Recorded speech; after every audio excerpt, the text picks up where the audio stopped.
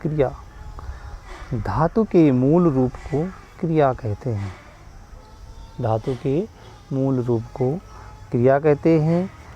किसी कार्य को करने के लिए लगातार जारी रहना क्रिया कहलाता है। यानी कि क्रिया का मतलब यह है कि जहाँ पर लगातार जारी रहना पाया जाता है उसे क्रिया कहते हैं। जैसे घड़ी चल रही है, जैसे घड़ी चल रही है, यानी कि घड़ी का चलना लगातार जारी रहना पाया गया है।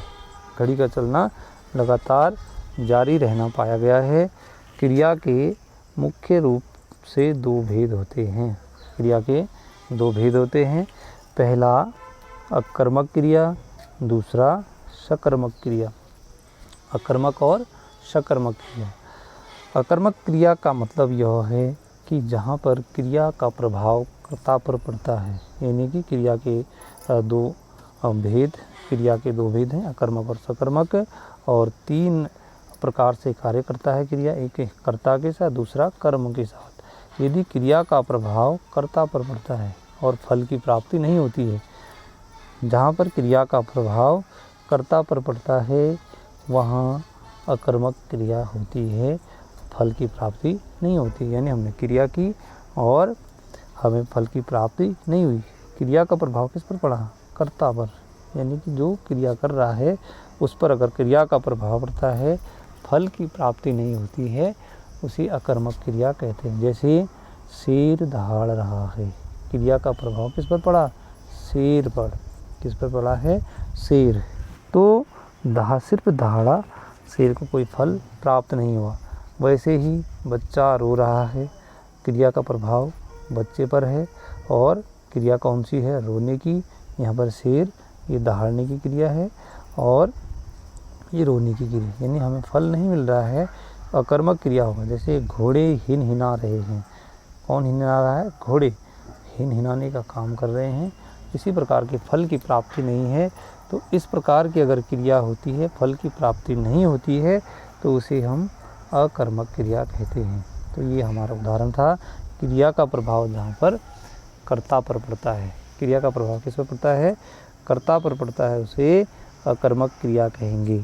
अगला था क्रिया का जो दूसरा था, पहला अकर्मक, दूसरा सकर्मक। तो ये ध्यान रखना है, जहाँ पर क्रिया का प्रभाव कर्म पर पड़ता है, जहाँ पर क्रिया का प्रभाव कर्म पर पड़ता है और फल की प्राप्ति होती है। देखो बीच में क्रिया है, कर्ता और कर्म। क्रिया का प्रभाव किस पर पड़ा? कर्म पर, और हमें फल की प्राप्ति हुई।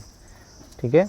जहाँ पर फल की प्राप्ति होती है उसे सकर्मक क्रिया कहते हैं। जैसे मैं खाना खा रहा हूँ, क्रिया भी हो रही है और कर्म भी हो रहा है। ठीक है। मैं खाना खा रहा हूँ, यानी कर्म किस पर है? खाने पर है, और हमें फल की अगर कहा जाए तो फल खाना हमें प्राप्त हो रहा है।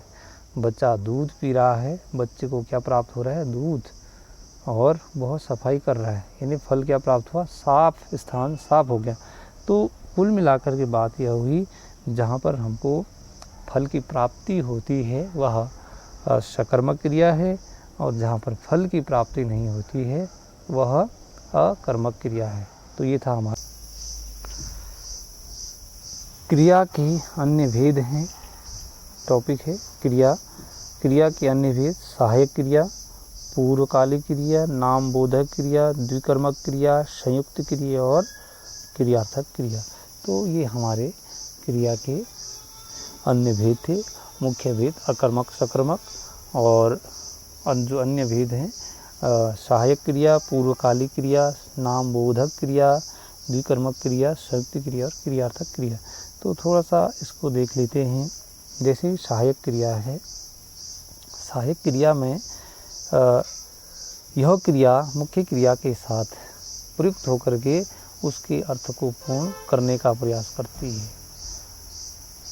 जो क्रिया मुख्य क्रिया के साथ प्रयुक्त होकर के उसके अर्थ को पूर्ण करने का प्रयास करता है, उसे सहायक क्रिया कहते हैं। जैसे मैं घर जाता हूँ, जाता मुख्य क्रिया, हूँ जो है सहायक क्रिया है, इसी को हम कहते हैं सहायक क्रिया।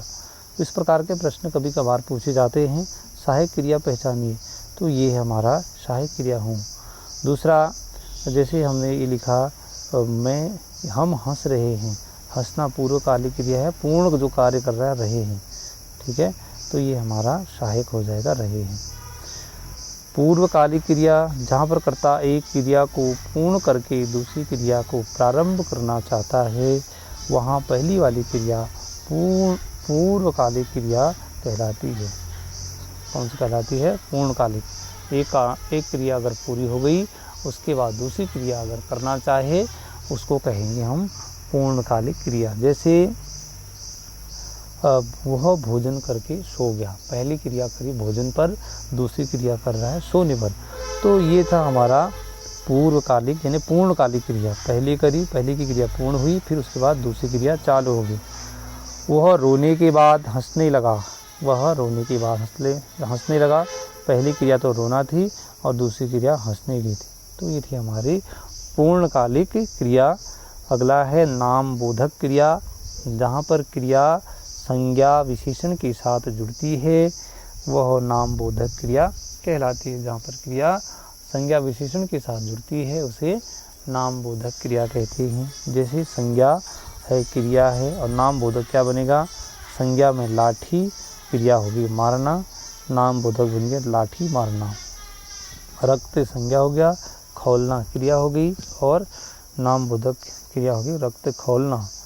विशेषण में दुखी विशेषण है, होना क्रिया, और नाम बोधक हो गया दुखी होना, यानी कि संज्ञा और क्रिया को एक साथ जोड़ देना है, और वहाँ पर नाम एक दोनों को एक साथ उच्चारण करने पर उसे नाम बोधक भी कह सकते हैं। दुखी होना, पीला पड़ना, लाल होना, इस प्रकार से लाल विशेषण हो जाएगा, होना क्रिया हो जाएगी लाल पीला होना। तो हमारा ये नाम बोधक क्रिया के अंतर्गत इस प्रकार की कर्मक क्रिया टॉपिक है। क्रिया का जो अन्य भेद है, द्विकर्मक क्रिया, जहाँ पर दो कर्म एक साथ होते हैं वहाँ पर द्विकर्मक क्रिया होती है, लिखा भी है।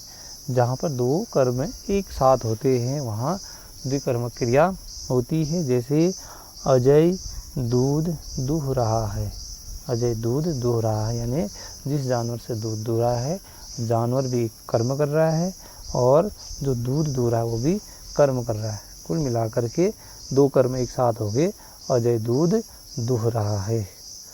दूसरा है अजय ने संजय को रुपये दिए, यानी कि अजय ने दिए और संजय ने लिए, दोनों ने काम का कर्म एक साथ किए, तो यहाँ पर हमारी द्विकर्मक क्रिया हो जाएगी। यानी दो कर्म एक साथ जहाँ पर होते हैं उन शब्दों को या उन्हें हम द्विकर्मक क्रिया कहते हैं। जैसे अगला है संयुक्त क्रिया। संयुक्त क्रिया में जहाँ पर दो क्रियाएं एक साथ हो या क्रियाओं का संयोग हो, जहाँ पर दो क्रियाएं एक साथ हो और क्रियाओं का संयोग हो, वहाँ संयुक्त क्रिया होती है। ये द्विकर्मक है, यहाँ पर कर्म है, यहाँ पर संयुक्त का मतलब दो क्रियाएं, यहाँ क्रिया है वहाँ कर्म है, तो ये ध्यान रखना है, ये द्विकर्मक है, यहाँ दो क्रियाएं हैं संयुक्त क्रियाएं। जहाँ पर दो क्रियाएं एक साथ होती है और दो क्रियाओं का संयोग होता है उसे संयुक्त क्रिया कहते हैं। जैसे ऐसे छतों में आते जाते रहिए, रोते हंसते रहिए, तो इस प्रकार से ये संयुक्त क्रियाएं कहलाएंगी।